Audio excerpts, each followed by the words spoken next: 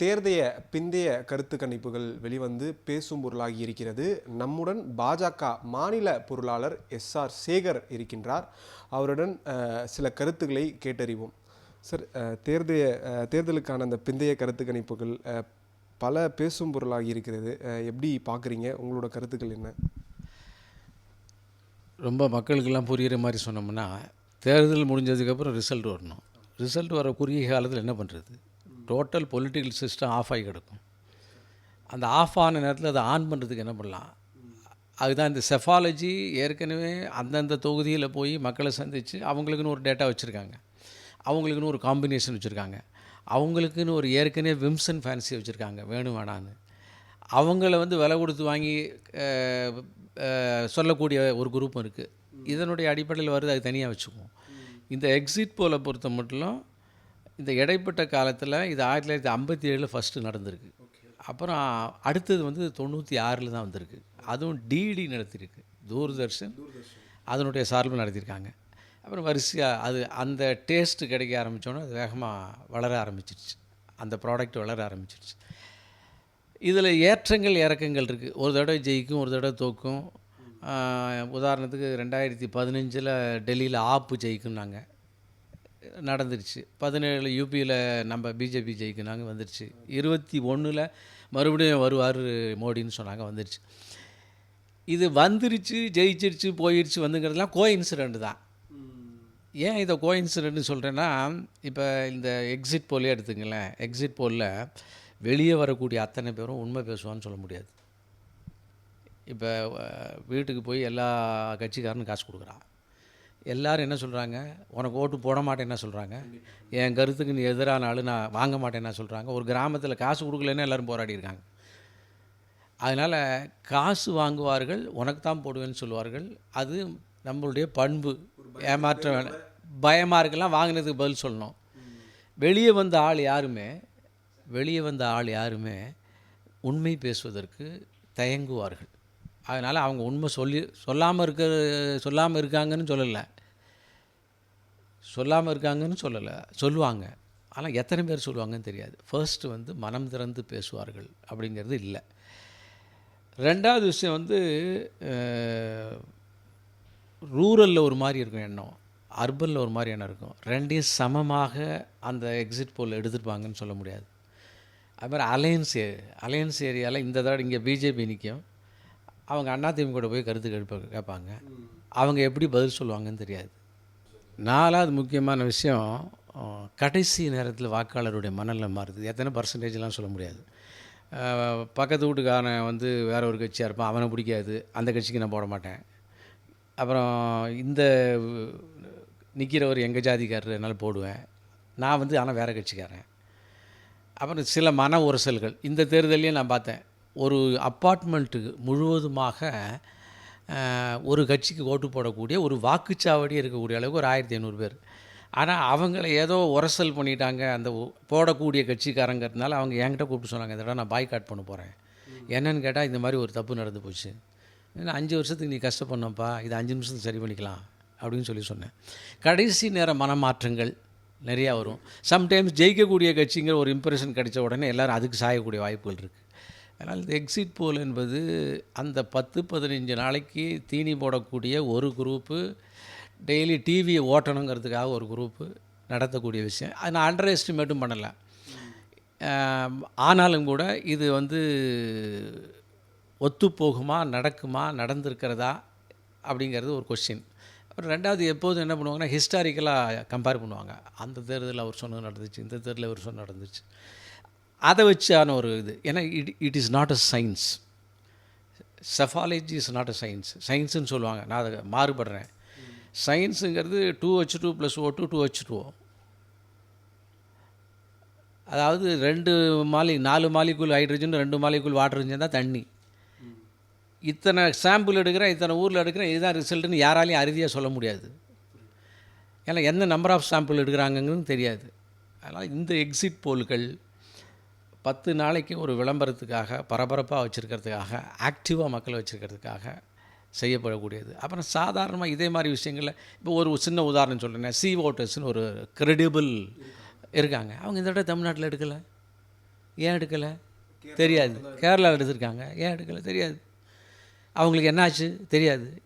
அவங்க என்ன மாதிரி ப்ரெஷர் கொடுக்கப்பட்டாங்களா, நான் அதுக்கு போகலை, உள்ளுக்குள்ளே போகல. ஆனால் அந்த சி ஓட்டர்ஸ் கருத்து கணிப்பு கொஞ்சம் நம்பகத்தன்மையாக இருக்கும் அப்படின்ட்டு சொல்லுவாங்க சார். ஆனால் அவங்க இந்த வாட்டி விடலை. அதான் கேட்குறேன். அதனால் இப்போ வந்து நான் ஒரு வெளிப்படையாகவே பேசுகிறேன். பிஜேபி சார்பில் ஒரு கருத்து கணிப்பு எடுக்கிறோம். எடுத்து அதில் வந்து பிஜேபி வந்து 90 இடம் வருது அப்படின்னு வருது. 200க்கு 90, இல்லைன்னா 120க்கு 90ன்னு வருதுன்னு வச்சுங்க. நம்ம 120க்கு 90 தைரியமாக சொல்லிடுவோம். அதுவே வந்து 20ன்னு வருதுன்னு வச்சுங்க, எப்படி சொல்லுவோம்? நான் என்னையே உதாரணமாக சொல்வதற்கு, என் கட்சியே உதாரணமாக சொல்வதற்கு காரணம் என்னங்கன்னா, நான் வேறு ஆள் மேலே பழிய போக தயாராக இல்லை. நாங்கள் அந்த மாதிரியாக மனநிலைமை இருக்குங்கிறது சொல்ல வரேன். யாரோ ஒருத்தவங்க எடுத்திருக்காங்க, எடுத்தவங்க இப்போ சொல்கிறாங்க, நாம் வந்து அதை கேட்குறோம், கேட்டு நம்ம மனசுக்குள்ளே வாங்கி வச்சுக்கிறோம், அவ்வளோதான். அதுக்கு மேலே இதில் ஏதாவது விஷயம் இருக்குன்னா 4ஆம் தேதி சாயந்தரம் 5 மணிக்கு தான் தெரியும். ஒருவேளை சி ஓட்டர்ஸ் எடுத்திருக்கலாம், ஆளுங்கட்சிக்கு ஆதரவு இல்லாமல் போயிருக்கலாம், அவங்கள நிறுத்தப்பட்டிருக்கலாம், இந்த மாதிரி நீங்களே அதுக்கு எல்லா பதிலும் சொல்லிட்டீங்க. ஏன்னா இன்றைக்கி வந்து சன் டிவி வந்து அவர்கள் 4-5 பேர் எடுத்திருக்காங்க. ஒருத்தர் மட்டும் விஜயை சொல்லியிருக்காங்க, மீதி 2 பேரும் மாற்றி மாற்றி பிஜேபி 2 சொல்லியிருக்காங்க. சன் டிவி இதை புகழ் கொண்டாடி இருக்கலாம்ல. அவங்க என்ன பண்ணுவாங்க, ஒரு சின்ன ஒரு துரும்பு கிடச்சின்னா ஆட்டம் போட்டுருவாங்கல்ல, காலையிலேயும் சாயந்தரம் அதுதானே இருக்கும்.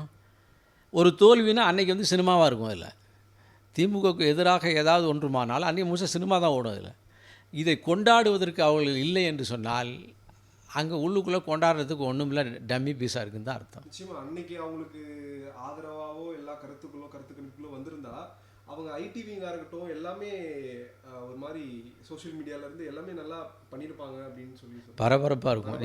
நீங்கள் வந்து 2016 தேர்தல், அதுக்கு முன்னால் 11 தேர்தல், இந்த தேர்தலெல்லாம் இதே மாதிரி கருத்து கணிப்பு வந்து அந்த விவாத மேடைகள்லாம் பார்த்திங்கன்னா காலையில் 3வது 4வது ரவுண்ட்லேயே அவங்க தோற்று போவான்னு தெரிஞ்சோன்னே 5வது ரவுண்டுக்கு பேசுகிறதுக்கு இது திமுகலேருந்து ஆள் இல்லை, அதோடு முடிஞ்சிச்சு. அதே மாதிரி அதே சன் டிவியில் 11 மணிக்கெல்லாம் சினிமா வர ஆரம்பிச்சிருச்சு. அதனால் அவர்கள் வந்து அவங்களுடைய ஆட்டிடியூடுலேயே அவங்க தோற்றுட்டு போயிட்டாங்களா ஜெயிக்கிறாங்களான்னு தெரியும். இப்போ இருக்கக்கூடிய நிலைமையில் இந்த 2 கருத்து கணிப்பை வச்சு கொண்டாட்டம் போட்டு தலைகளை நிற்க வேண்டிய ஆள் தலை கூப்புற படுத்து கிடக்காங்கனால அவங்களுக்கு வேறு மாதிரி ரிசல்ட் வந்திருக்குன்னு அர்த்தம். இப்போது இந்த ரிசல்ட்ஸில் இவங்களுக்கு சாதகமாக இல்லாததுனால இந்த அதிருப்தியில் இருக்காங்களா, இல்லை அதிமுக புதுசாக வந்த விஜய் இந்த ஃபேக்டர்ஸ்லாம் இருந்திருக்குமா, என்ன நினைக்கிறீங்க? இல்லை, காரணங்கள் என்னன்னு தெரியல. ஆனால் அடிமட்டத்தில் இந்த தேர்தலுடைய முடிவுகள் எப்படி வருதோ அது தெரியாது. ஆனால் இந்த தேர்தல் முடிவுகளில் நான் கருத்து கணிப்புக்கு எக்ஸிட் போலுக்கெல்லாம் போகலை. ஃபீல்டில் வேலை செஞ்சவங்கிற முறையில் நிறையா ஆளுங்கட்சிக்கு எதிரான அதிருப்தியை கண்கூடாக பார்க்க முடிஞ்சது. ஒரு சின்ன உதாரணம் சொல்கிறேன். இந்த தேர்தல் ஆரம்பிக்கின்ற போது இந்த தேர்தலுடைய பொறுப்பாளராக இருந்ததுனால எனக்கு கிடைச்ச அனுபவம், 21,000 கேந்திர கமிட்டி பாஜகவில் இருக்குது. 3 பூத்துக்கு ஒரு 66,000. அதில் வந்து முதல் முறையாக தெருமுனை கூட்டம் போட்டோம் ஒரு வாரத்துக்குள்ளார. அந்த தெருமுனை கூட்டங்களில் பாஜக கிராமங்களில் எப்படி இருக்குன்னு தெரியும், சுமாராக தான் இருக்கும். ஆனால் கிராமங்களில் பாஜகவுடைய சாதாரண பேச்சாளர் பேசுகிறப்ப மக்கள் கூடி நின்னாங்க. ஒரு 50 பேர் 100 பேர் குழுமங்கள் வந்து கேட்கக்கூடிய அளவுக்கு ஆளுங்கட்சிக்கு எதிரான அலையை அதை பார்க்க முடிஞ்சிச்சு. தெருமுனை கூட்டங்கள் 21,000 கூட்டங்கள் போட்டோம் ஒரு வாரத்துக்குள்ளார. அதில் பெரிய அளவுக்கு நாங்கள் கிடைத்த பாடம் என்னென்னா, ஆளுங்கட்சிக்கு எதிரான அலைவீசியதை பார்க்க முடிந்தது. ஒரு நடிகர் கிடையாது, ஒரு பரபரப்பான என்ன சொல்லலாம், ஒரு கலை நிகழ்ச்சி கிடையாது, ஒரு வசீகரமான பேச்சாளர் கிடையாது. எங்களால் 4 கோடி மோடியோட படம், ஒரு வண்டி, இவ்வளோதான் செலவு. ஆனால் வரவேற்பு அவ்வளோ இருந்து பார்க்கும்போது அதே தான் இந்த வாக்குச்சீட்டிலும் ரெஃப்ளெக்ட் ஆகும்னு நான் நினைக்கிறேன். இப்போது 4 கோடிக்கும் மேற்பட்டவர்கள் வாக்களிச்சிருக்காங்க. இவங்க சொல்கிறத பார்த்தா 30,000லேருந்து ஒரு 40,000 பேர் தான் போய் கருத்து கணிப்பு எடுத்ததாக சொல்கிறாங்க. இது பிரதிபலிக்குமா, இது உண்மையாக இருக்குமா? சாதாரணமாக இந்த நம்பர் ஆஃப் சாம்பிள்ஸ் இருக்குது பாருங்கள், இது நாள் வரை வாக்காளர்களுடைய ப்ரொப்போர்ஷனுக்கு டைரக்ட்லி ப்ரொப்போர்ஷனல் ஆஃப் தி ஓட்டர்ஸுக்கு தகுந்த மாதிரியான சாம்பிள் எடுத்ததாக வரலாறே கிடையாது. அதனால் அவங்க ஒரு கணக்கு வச்சுருக்காங்க, இத்தனை நம்பர் போதும், இந்த ஃபார்முலான்னு வச்சுருக்காங்க, அது தகுந்த போடுவாங்க. சில நேரம் கிளிக் ஆகும், பல நேரம் தோக்கும், அதுக்கு பல காரணங்களை சொல்லுவாங்க. அதுக்கப்புறம் ட்ரெண்டே மாறிடும். தட் மீன்ஸ் ஒருத்தர் வெற்றி பெற்று விடுவார். இந்த செஃபாலஜியில் சொன்ன கணக்குகள்லாம் பொய்த்து போகும். அப்போது நேரேட்டிவ் செட்டிங் வேறமாயிரும். ஜெயிச்சிருவாங்க, உலகத்திலே நாங்கள் தான் பெஸ்ட்டான ஆள். அது அவங்களுக்கு பெரிய வியாபாரம். அடுத்த தேர்தலில் எல்லா கட்சியும் அவங்க பின்னால் போய் எனக்கு இடும்பாங்க. அதனால் இது நடந்து கொண்டு தான் வந்துகிட்டு இருக்குது இதுவரையிலும். ஆனால் இந்த கருத்து கணிப்பு பற்றி எங்களுடைய கருத்து ஒன்றுமில்லை. இப்போது திமுக தலைவர் ஸ்டாலின் வந்து அடிக்கடி அவங்களோட வேட்பாளர்களை கூப்பிட்டு ஆலோசனை நடத்துறதுனாலையும் அந்த மாதிரி பண்ணிகிட்டு இருக்காங்க. என்ன காரணமாக இருக்கும் சார்? இது இந்த மாதிரி நடந்தது இல்லைன்னு நினைக்கிறேன். பின்னாடி அடிக்கடி சந்திக்கிறது எப்படி இருப்பாங்க? திமுகவினுடைய தோல்வி திமுகவுக்கு புரிஞ்சிடுச்சு, தெரிஞ்சிடுச்சு. நான் பிஜேபிக்காரனா அப்படி தான் பேசுவேன் அப்படின்னு நினைக்காதீங்க. ஏன் இதை நான் சொல்கிறேன் அழுத்தம் திருத்தமானா, எலெக்ஷன் ப்ராபகண்டாவில் திமுக வந்து எப்போதுமே எதிரிகளை வந்து பாயிண்ட் பிளாங்காக அடிக்கும். என்ன தவறு செய்து விட்டாய் அப்படின்னு சொல்லி அடிக்கும். இப்போ ஆளுங்கட்சியாக இருக்கனால அப்படி அடிக்க முடியல. ஆனால் சாதாரணமாக என்ன சொல்லியிருக்கணும், தன்னுடைய ஆட்சியின் சாதனைகளை சொல்லியிருக்கணும். முழுக்க முழுக்க உதயநிதி சரி, ஸ்டாலினும் சரி,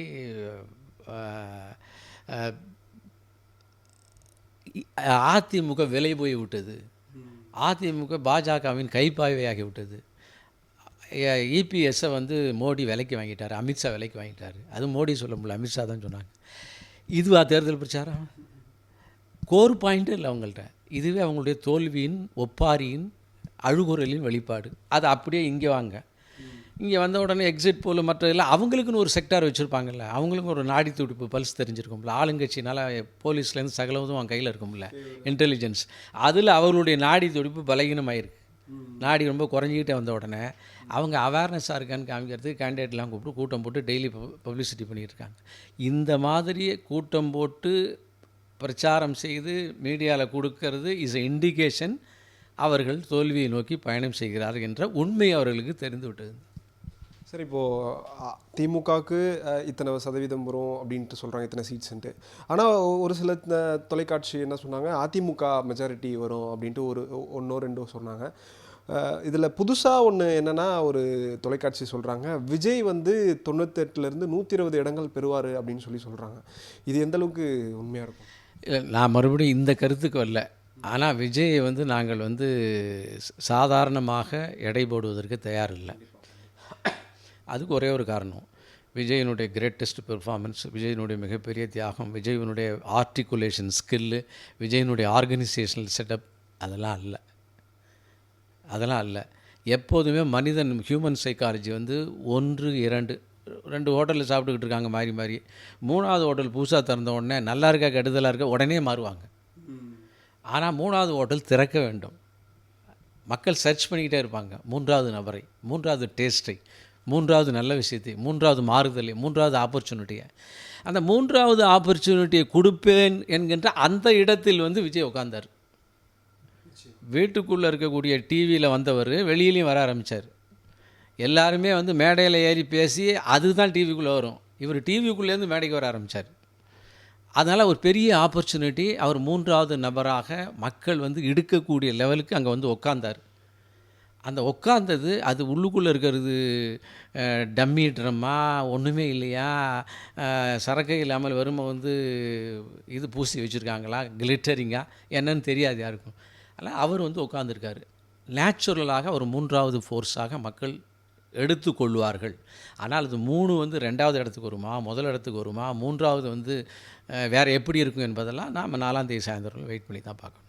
ஒருவேளை ஒரு சதவீதமோ சீட்ஸோ ஒரு ஷேர் பண்ணிட்டாருங்கன்னா அதிமுகவோட கூட்டணிக்கு வர வாய்ப்பு இருக்கா? ஏன்னா நம்ம ரொம்ப இயர்லியாகவே கேட்குறோம்.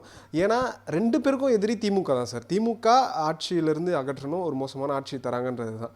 எப்படி என்ன நம்ம கிராமங்கள்லேயும் நம்ம குடும்பங்கள்லேயும் ஒரு அழகான பழமொழி சொல்லுவாங்க, அத்தைக்கு மீசை முளைத்தால் சித்தப்பா. ஒன்றுமே நடக்கலை, இன்னும் ரிசல்ட்டே வரல, அவருடைய பலம் என்ன என்பது இன்னும் தெரியாது. ஓட்டுப்போட்டிக்கு அவருடைய ஆட்கள் போயிருக்காங்க. நிறைய இளைஞர் பட்டாளங்கள் வந்து அவருடைய பூத்தில் உட்காந்து நான் பார்க்க முடிஞ்சிச்சு. ஓட்டு போடுகின்ற உரிமை இல்லாதவர்கள் கூட இருக்கிறத பார்க்க முடிஞ்சு. நிறையா கூட்டம் அவர் கூட ஆரம்பிச்சு. இது எல்லாம் கண்ணு முன்னால் பார்த்த விஷயம். இது வந்து அதே அளவுக்கு அவருக்கு வலிமை அங்கே ஓட்டுக்குள்ளே இருக்கா இல்லையாங்கிறத நம்ம வெயிட் பண்ணி பார்க்கணும். நான் திரும்பவும் சொல்லுகிறேன், அண்டர் எஸ்டிமேட் பண்ணலை, அவர் ஃபோர்ஸ் இல்லைன்னு சொல்லலை. ஆனால் 1 2 ரீப்ளேஸ் பண்ணக்கூடிய மிகப்பெரிய ஃபோர்ஸாக என்பது ஓட்டு எண்ணிக்கைக்கு பிறகு தான் தெரியும். அதனால் கூட்டணிக்கு வருவாரா போவாராங்கிறதுலாம் ஓட்டு எண்ணிக்கையில் அப்சல்யூட் மெஜாரிட்டி வந்துச்சுன்னா அவருடைய பங்கு என்னன்னு தெரியாது. ஒருவேளை நீங்கள் சொல்கிற மாதிரி உங்களுடைய விருப்பங்கள் மாதிரி அவரே நம்பர் 1 வந்துட்டாருன்னா அப்படிங்கிறதையும் இப்போ சொல்ல முடியாது. நீங்கள் சொன்னீங்கல்ல கூட்டணியில் அவர் சேருவாரா மாட்டாரான்லாம் சொன்னீங்கல்ல, அந்தக்காக தான் இப்போ நான் சொல்கிறதுமே. இல்லை சார், தொங்கு சட்டசபையை தான் உருவாக்குனா அது தொங்கு சட்டசபையா, நடந்து போகிற சட்டசபையா, பறக்கும் சட்டசபையா, இதெல்லாம் 4ஆம் தேதி சாயந்தரம் 5 மணிக்கு நமக்கு தெரிஞ்சிடும்.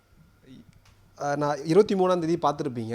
என்டிஏ கூட்டணிக்கு ஓட்டு, அதாவது வாக்குகள் எப்படி வந்தது, வெற்றி வாய்ப்பு எப்படி இருக்குது, எடப்பாடி எதிர்க்கட்சி தலைவர் எப்படி என்ன சொல்லியிருக்காரு முதலமைச்சர் வேட்பாளர்? நம்ம இந்த தேர்தலில் வந்து திமுகவினுடைய ஸ்டார் கேம்பெயினர் உதயநிதியும் ஸ்டாலின் தான், வேறு ஆள் கிடையாது. ராஜாவை கூட ஓரங்கட்டிட்டாங்க. என்டிஏவில் குறிப்பாக அதிமுகவுடைய ஸ்டார் கேம்பெயினர் இபிஎஸ் தான். இபிஎஸ் வந்து பெரிய பெரிய பாயிண்ட் எல்லாம் பேசலை, உள்ளூர் பிரச்சனை எடுத்து பேசினார். மிகப்பெரிய வரவேற்பு இருந்தது. இபிஎஸ் ஒரு மிகப்பெரிய பேச்சாளரும் கிடையாது, எல்லா சட்டமன்ற தொகுதிக்கும் போயிருந்தார், யாருமே போல. பெரிய வரவேற்பு கிடைச்சிச்சு அவருக்கு. அது காரணம் வந்து மக்களோடு மக்களாக கலக்கிற பாயிண்ட்டாக எடுத்து பேசினார். அதனால் கலக்கினார் அவர். இந்த சூழ்நிலையில் வந்து கீழ்மட்டத்தில் நான் எலெக்ஷன் அன்றைக்கி என்னுடைய ஊருக்குள்ளே போய் ஒரு 4 சட்டமன்ற தொகுதிகளை ஒரு ரவுண்ட் அடித்து பார்க்கும்போது எங்கள் என்டிஏ பூத்துலலாம் ஃபுல்லாக இருந்தாங்க. கேம்பெயினில் செய்யக்கூடிய நம்மளுடைய ஒர்க்கர்ஸும் அதிகமாக ஈடுபட்டிருந்தாங்க. பார்ட்டி ரொம்ப ஸ்பிரிட்டட் ஆஸ் வெல் அஸ் ஃபோர்ஸ்ஃபுல்லாக எலெக்ஷனை நாங்கள் ஃபேஸ் பண்ணோம். அதனால் எங்களுடைய நம்பிக்கை, நாங்கள் வந்து ஒரு அறுதி பெரும்பான்மையில் ஆட்சி அமைப்போம், ஒரு வலுவான இடத்துல இருப்போம், அதற்கான வேலைகளை செய்திருக்கு, அதற்கான கண்மூலமான காட்சிகளையும் பார்த்துருக்குறோம் என்பதை தான் நான் பகிர விரும்புகிறேன். Thank you sir.